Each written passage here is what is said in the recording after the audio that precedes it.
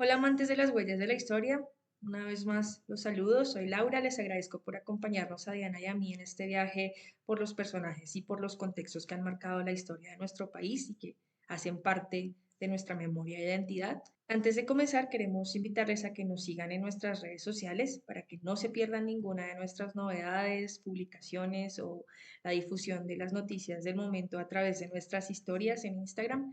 También les agradeceríamos muchísimo que nos dejen sus comentarios y si disfrutan de nuestro contenido, no olviden compartirlo, por favor. Sus interacciones nos ayudan mucho a seguir creando más episodios y contenidos sobre las huellas de nuestra historia. Hace 2 semanas tuvimos un episodio dedicado a la memoria de Jaime Garzón a propósito de los 25 años desde su asesinato. Y nos alegró muchísimo saber que fue bien recibido, que para muchas personas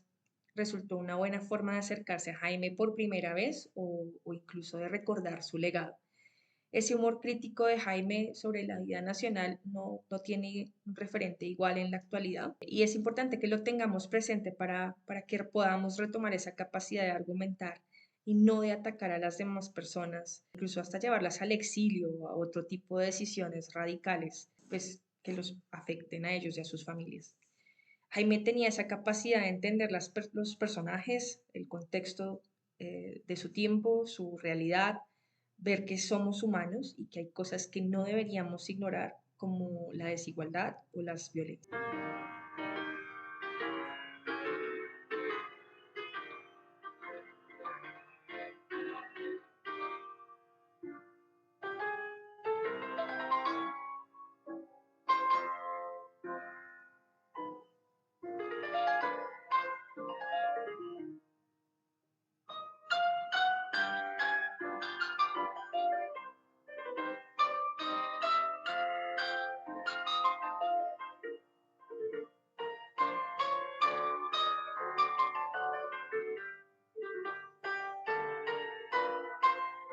Precisamente en honor a esa comprensión de la configuración nacional, esta semana retomamos nuestra serie Colombia a través de la mirada de sus presidentes,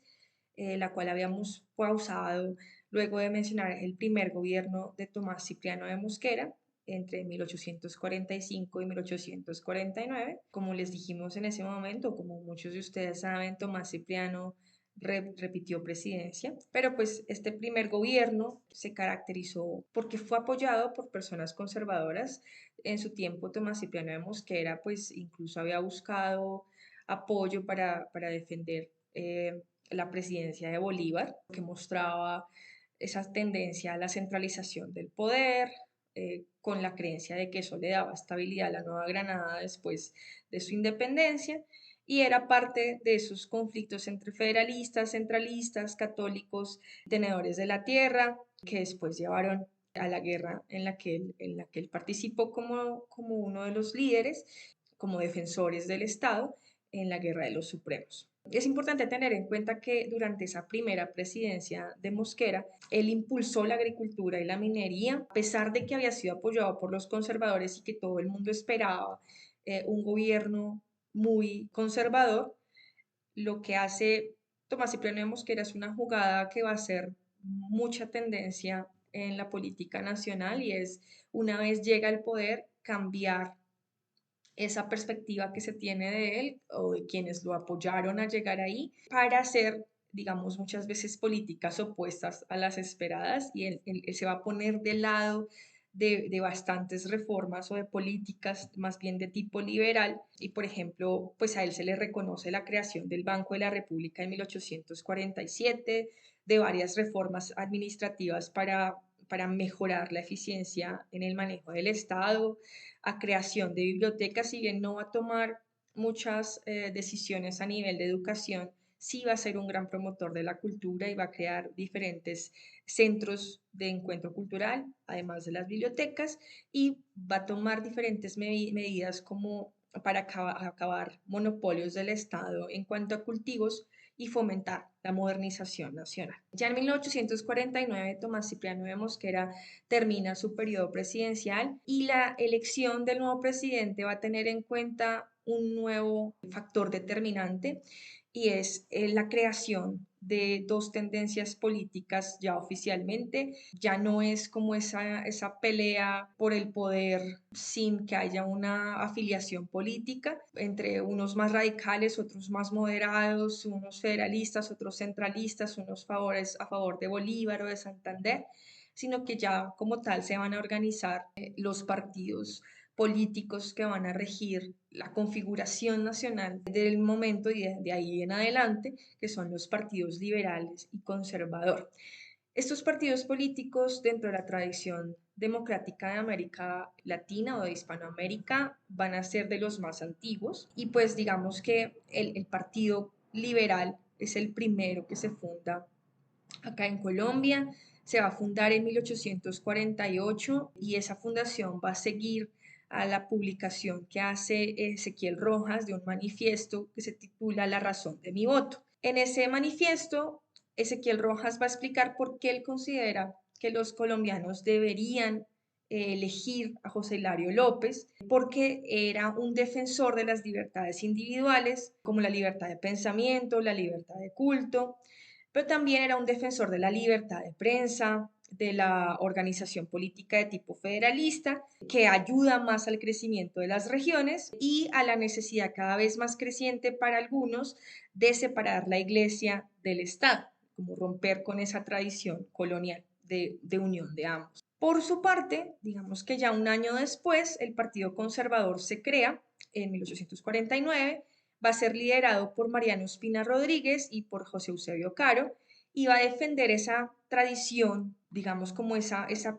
necesidad de mantener ciertos aspectos de la tradición colonial, como la relación con la iglesia, para que, por ejemplo, la iglesia se siga encargando de la educación y el regimiento de algunas tierras y demás, pero también entonces la defensa no tanto de la libertad de culto, sino de la religión católica por encima de todo, y la protección de los grandes terratenientes desde una organización centralizada del poder. Entonces, digamos que ya esta elección de quien va a reemplazar a Tomás Cipriano de Mosquera va a tener a esos dos bandos cada vez más organizados, específicamente cuando se da la elección del nuevo presidente. El más organizado es el Partido Liberal. El conservador todavía no tiene una configuración determinada, se sabe simplemente que son algunas personas más tradicionales que están todavía buscando una configuración al momento de la selección. Entonces, ese artículo de La razón de mi voto de Ezequiel Rojas y la popularidad de las ideas liberales van a triunfar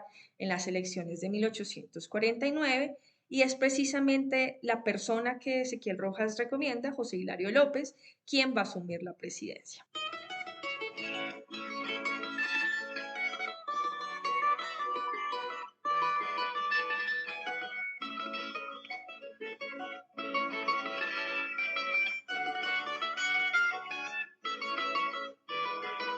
José Hilario López Valdés nació en Popayán el 18 de febrero de 1798. Va a ser miembro de una familia bastante popular, prestigiosa en Cauca, con una fuerte tradición militar por diferentes razones. El padre que murió cuando él todavía era un niño y la madre porque tuvo problemas de salud mental y no podía pues cuidarlo como él lo necesitaba. José Félix Restrepo, otro prócer, otro criollo importante de la época, va a asumir la tutela de José Hilario y va a estar como pendiente de ese proceso educativo. José Félix Restrepo va a inscribir o va a mover sus influencias para que José Hilario López pueda estudiar en el seminario de Popayán. Sin embargo, pues López era desde muy niño no se interesaba mucho por esa parte académica, a él le gustaba sobre todo las labores de casa, era muy bueno en la casa y disfrutaba mucho de lo que él llamaba labores de campo, es decir, ir a compartir con los campesinos, tomarse algunas bebidas con ellos, compartiendo, divirtiéndose, muy poco dado como a esa vida de orden y de pronto de disciplina educativa que requería el seminario.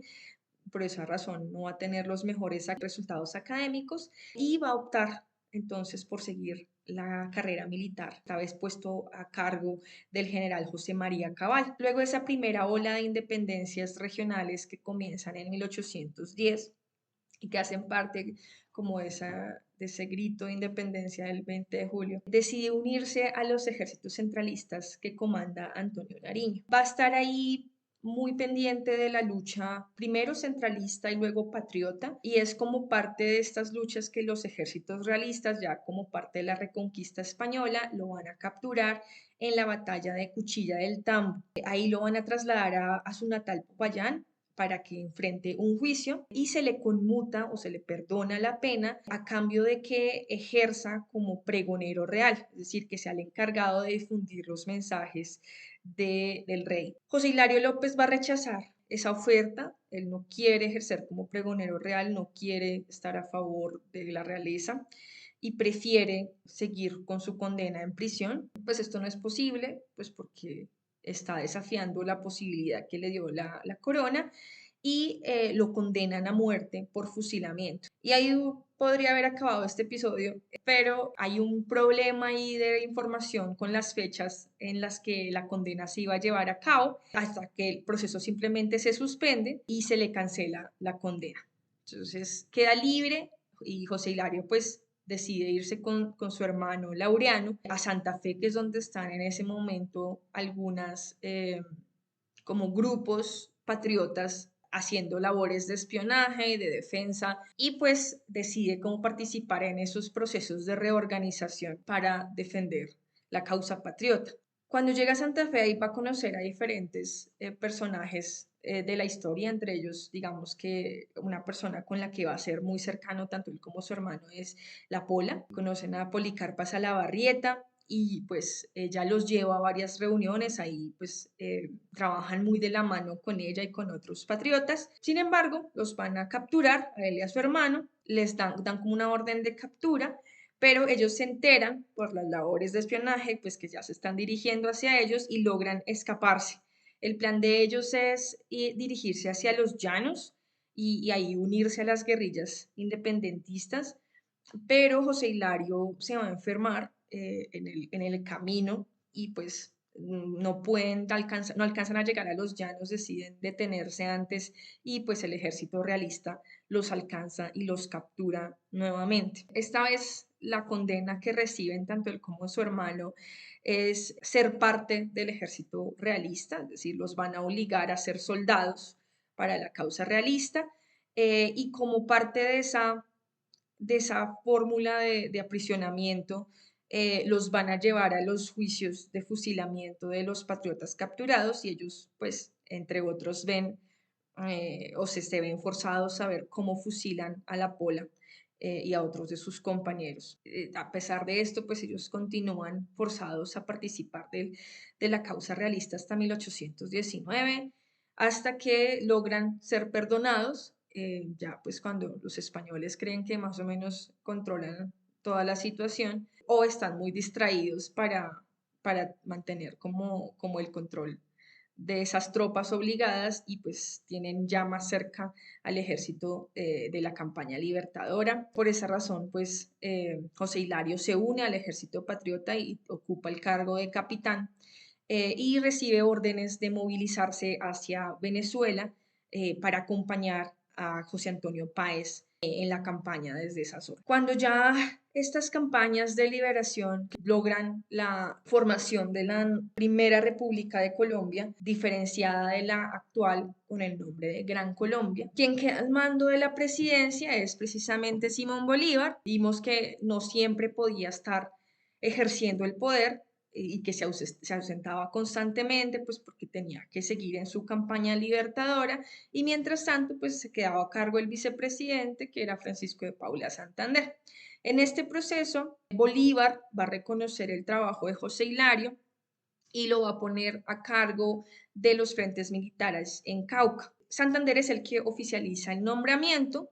y desconociendo ya el cargo que él tenía, digamos, los ascensos que había logrado en la campaña en Venezuela, lo va a nombrar teniente coronel en 1822, cuando él José Hilario tenía 25 años. Como está ubicado en este centro militar en Cauca y pues se ven estas tensiones entre un Bolívar ausente y un Santander que es el que ha ido de a pocos tratando de poner políticas liberales para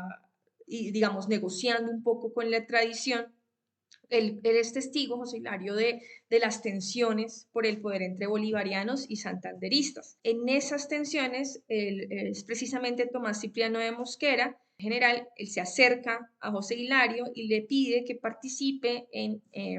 un grupo de apoyo al gobierno de Bolívar, del Libertador. José Hilario, sin embargo, no está de acuerdo con el apoyo a Bolívar, porque ve que hay una excesiva concentración del poder y él considera que Bolívar necesita ser controlado también. Entonces él va a rechazar la oferta de Mosquera para unirse en cambio a los planes que le ofrece José María Obando de derrocar al Libertador y apoyar a Santander. Entonces José Hilario López participa así en la conspiración de la noche septembrina y cuando este intento de asesinato de Bolívar fracasa, es condenado junto a José María Obando y otros participantes a prisión.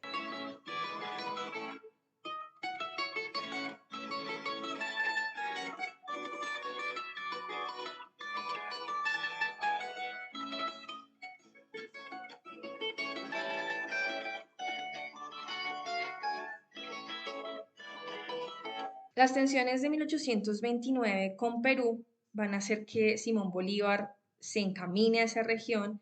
decidió encontrarse con el que para muchos era el verdadero sucesor de Bolívar, que era Antonio José de Sucre, pero va a encontrar muchísimas dificultades para encontrarse con Sucre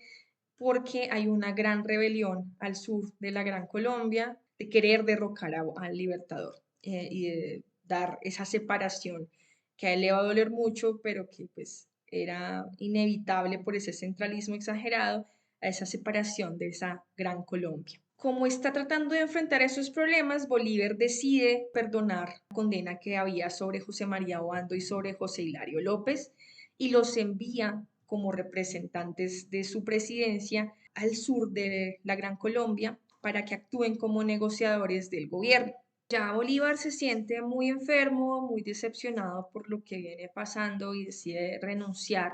a la presidencia, cediendo en ese momento el mando a un general que era Rafael Urdaneta. José Hilario va a asumir como general de la brigada de Popayán a los 32 años de edad y digamos que ya comienza en este caso a ser tenido en cuenta por otro de los presidentes internos que después va a ser ratificado, que es José Joaquín de Mosquera. Entonces, pues digamos que acá lo que es importante tener en cuenta es que así como ahorita tenemos como ese discurso de polarización de las izquierdas y las derechas que no terminamos de comprender muy bien si son izquierdas o derechas o si todavía vale la pena después de la Guerra Fría de hablar de izquierdas y derechas. En esta época también está esa tendencia, esas dos vertientes que van a enfrentar, por un lado, ese centralismo y por el otro lado el federalismo, pero también el centralismo que después se vuelve los partidarios de Bolívar y el federalismo que después va a tender hacia Santander. Y están como estas dos tendencias, viendo una tendencia más tradicional, más apegada a la colonia y otra un poco más tendiente a reformar digamos, la concepción que se tenía sobre los derechos, sobre la manera en que se configuraban las regiones y pues digamos que es ese dualismo que siempre ha estado como metido en nuestras batallas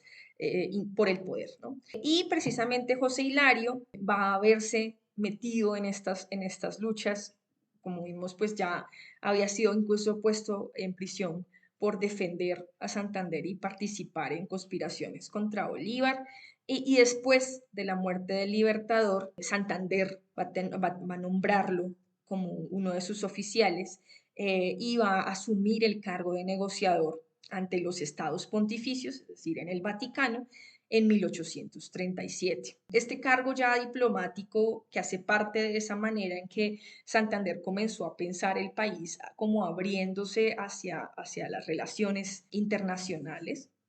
va a darle como una opción a José Hilario de ponerse en contacto con las ideas liberales que están surgiendo en otras partes. En Francia, por ejemplo, está en este momento las luchas otra vez por reorganizar ese eco de la Revolución Francesa, pues que los ha tenido sumidos de nuevo en dictaduras y en otros intentos de organización imperial, pero que ellos de alguna manera quieren reivindicar los valores de la Revolución Francesa en contra del antiguo régimen y pues eso está permeando al resto de Europa. Entonces, es con eso que entra en contacto José Hilario y hace parte de una generación de nuevos gobernantes o de nuevos políticos de ese momento que no son los políticos ya desgastados como Santander o Bolívar o próceres más grandes en edad que alcanzaron a estudiar toda su vida política acá, o su formación académica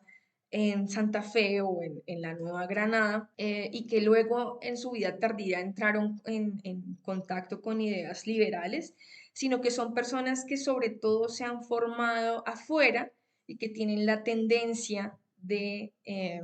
buscar la manera de traerse las ideas que ven que funcionan externamente y no necesariamente se formaron académicamente acá, entonces están todavía abiertos a un periodo de formación. Entonces, esta es la ola de liberales que se van a ir formando,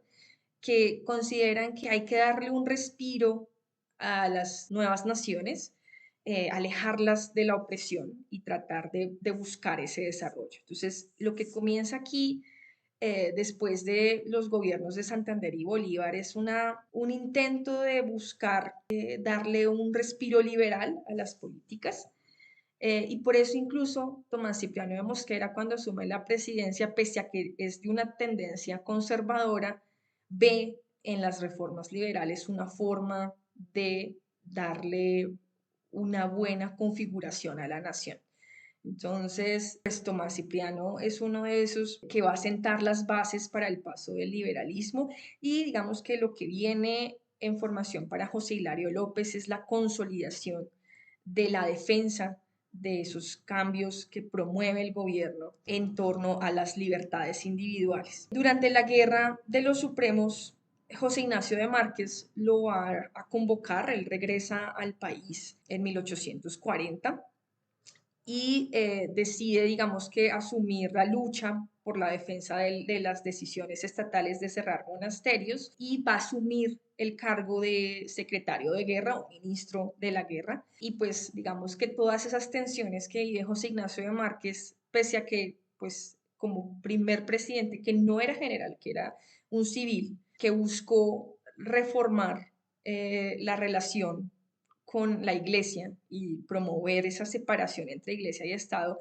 que llevó a esta guerra de los supremos, eso le va a acabar un poco la popularidad a José Ignacio de Márquez y va a marcar de alguna manera para José Hilario la idea de que la Nueva Granada no está lista para esos cambios y pues decide apartarse de la vida política y no participar activamente ya en decisiones de la manera en que se va a organizar el gobierno. Cuando ya va a cumplir casi 10 años de haber decidido esa pausa se le va a ver interrumpida porque pues, Ezequiel Rojas va a publicar su manifiesto de la razón de mi voto, que va a dar paso a la creación del Partido Liberal. Y va a surgir algo que se llama las sociedades democráticas, que son esas primeras organizaciones gremiales de la nación, entre esas las de los gremios de los artesanos, que van a tomar mucho eco del manifiesto de Ezequiel Rojas, que van a ver en ese Partido Liberal la posibilidad de proteger sus derechos como gremio, como asociación, y que van a decir como, bueno, de pronto este gobierno sí nos va a proteger de esos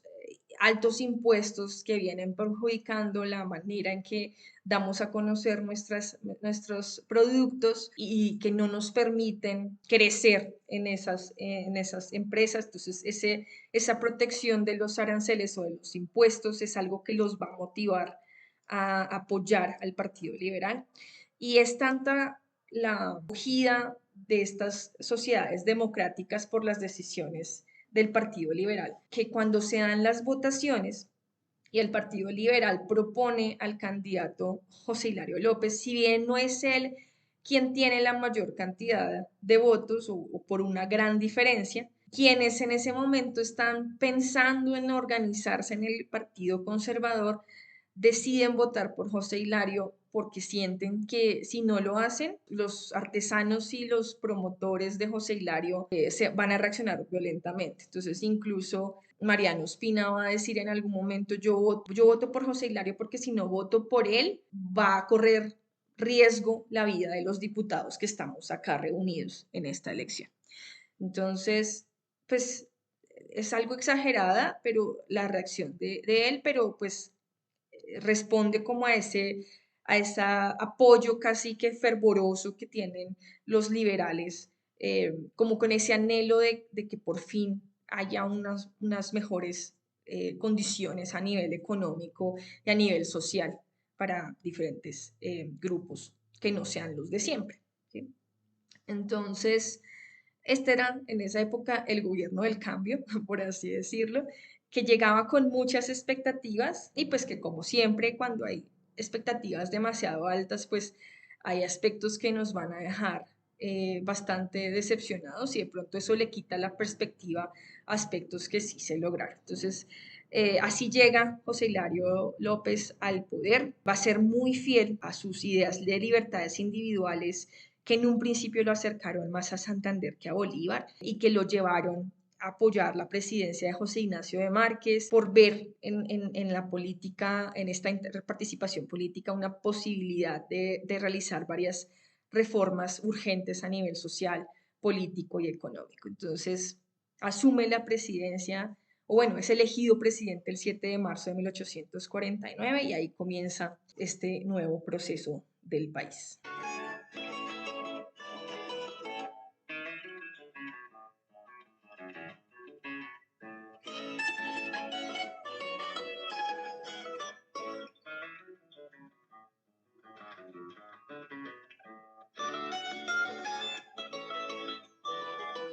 Las leyes de liberación de esclavos habían sido una vieja promesa de los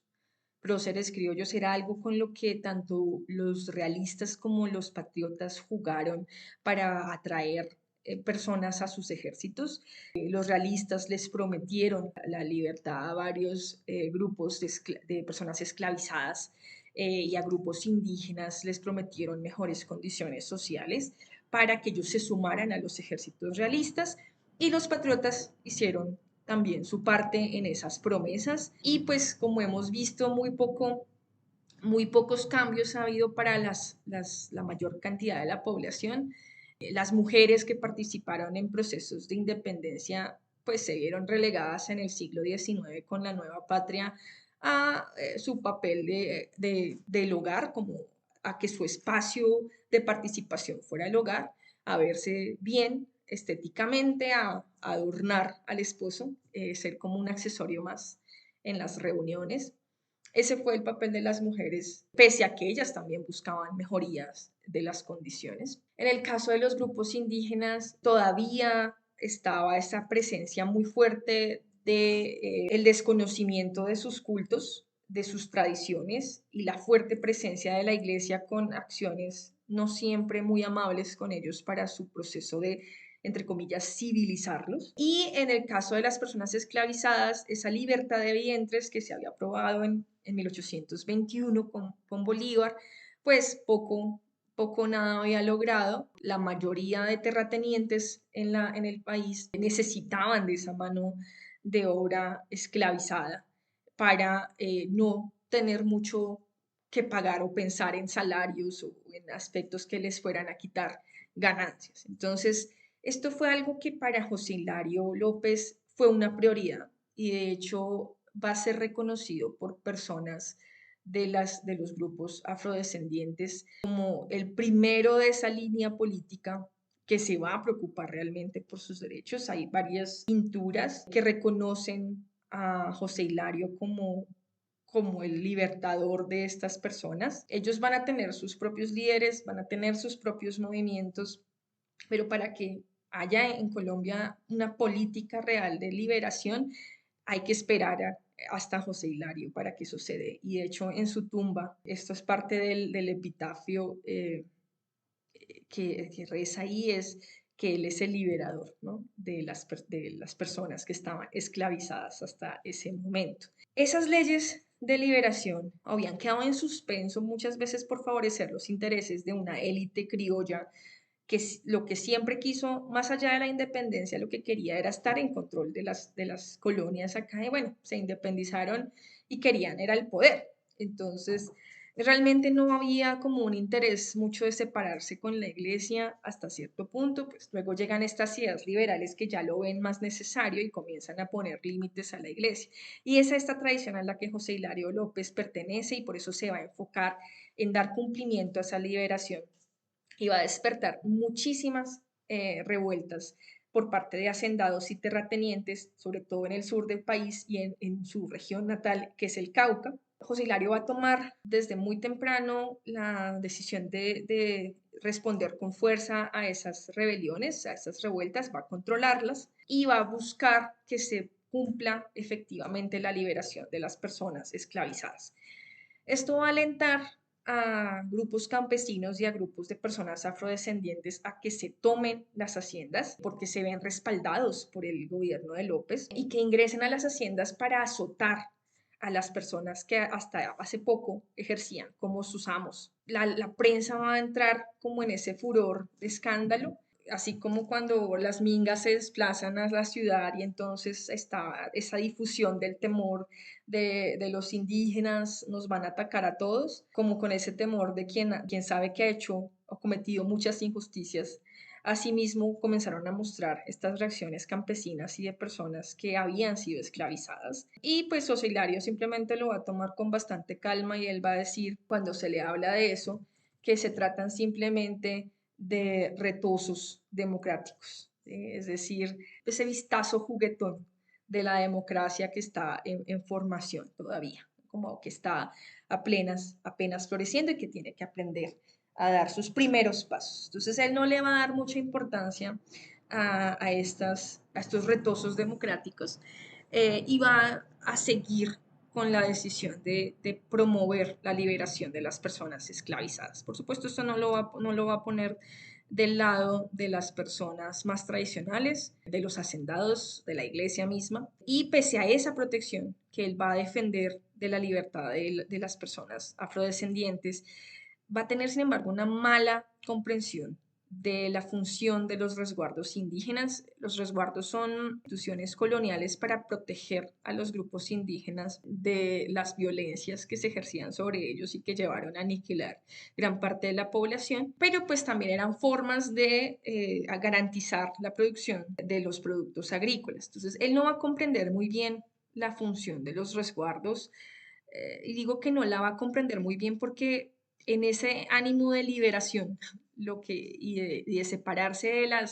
las tradiciones coloniales, va a decidir eliminar los resguardos y dejar como libres a los indígenas para que puedan tomar sus decisiones y demás. Entonces, esto también hace parte como de un desconocimiento de la función de protección que tenían los resguardos y de la función de la manera en que eso les permitía tener ciertos asentamientos o cuidados sobre la tierra. Va a intentar protegerlos de ataques de hacendados, garantizar que ellos tengan la protección de ciertos terrenos, aunque pues digamos que cuando él elimina los resguardos lo que ocurre precisamente es que van a existir personas usurpadoras de la tierra, personas que no son de los grupos indígenas que se van a querer tomar posesión de tierras que les pertenecían a estos grupos indígenas e incluso va a haber personas dentro de las mismas comunidades indígenas que por cuestiones de ambición personal van a vender títulos de las tierras y van a traicionar a estos grupos que trabajaban esas tierras tradicionalmente para tener mayores riquezas o mejores condiciones o incluso simplemente gratificación instantánea y ya. Entonces, esto va a abrir las puertas a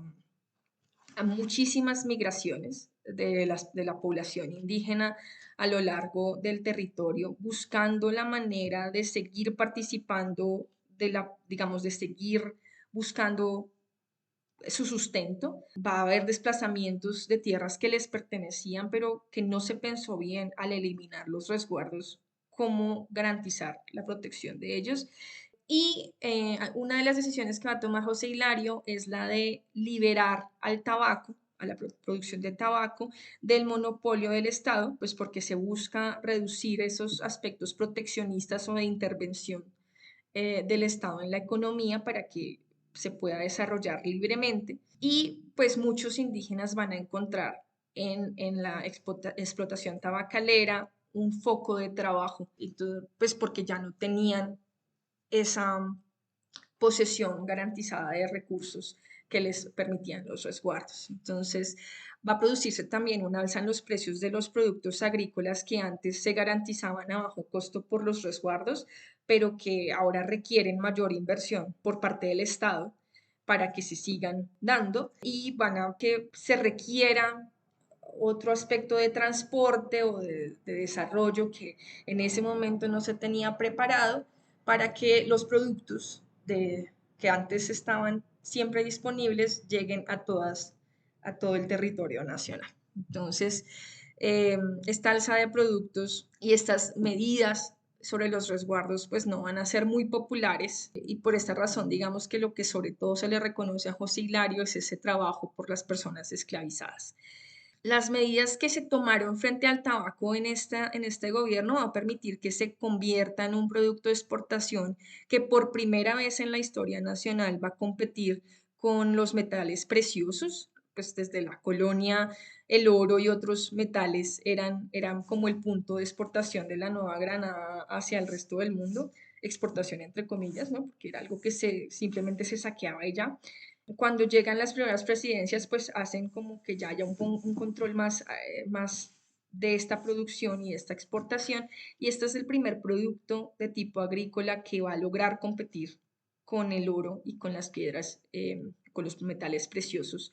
por primera vez. Y va a tener un boom, que es el boom del tabaco, que no va a durar mucho, pero que va a comenzar en este gobierno y que va a tener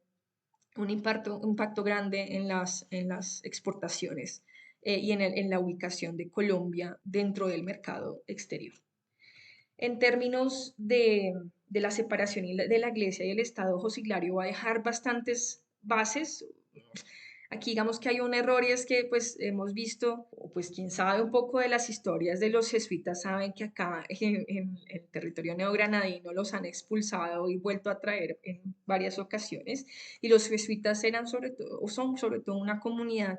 que ha tenido una fuerte participación en la educación nacional con universidades y colegios. Y José Hilario López de nuevo aquí va a expulsarlos del territorio. Hacía 5 años habían llegado y él los va a expulsar, buscando como reducir esa influencia de la iglesia en la educación, en las instituciones educativas.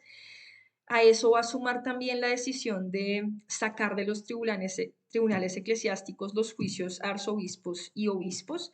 que se daban por mal desempeño. Entonces, esto es importante, sobre todo si tenemos cuenta que en la actualidad esos tribunales eclesiásticos son los que se encargan de esos juicios y que muchas veces por eso los crímenes de sacerdotes quedan impunes porque no le compete a la justicia regular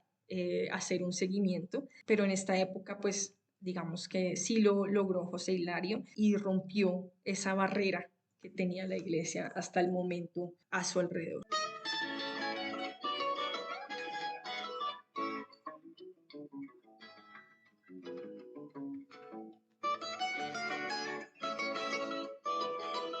Y bueno, así comenzamos esa configuración de los gobiernos liberales del siglo XIX con un José Hilario López que se abre a las libertades individuales y que pasa a la historia por haber dado por fin un aire en cuanto al cumplimiento de las leyes para liberar a las personas esclavizadas. Va a entregar las riendas del poder nacional a su viejo amigo José María Obando en 1853 y por fin, digamos que con este proceso de libertades, de derechos y de amigos que se pasan entre ellos el poder, es que se va a dar el paso hacia el anhelado federalismo con una nueva y muy poco duradera constitución, la de 1853. Como siempre, les invitamos a seguirnos y apoyarnos en nuestras redes sociales, en Threads, Instagram y en Twitter o en X. En la información de este episodio en Spotify y también en Instagram van a poder encontrar los enlaces de los fragmentos musicales que utilizamos durante el episodio. Les invitamos a dejarnos sus comentarios e interacciones en redes y los vemos muy pronto.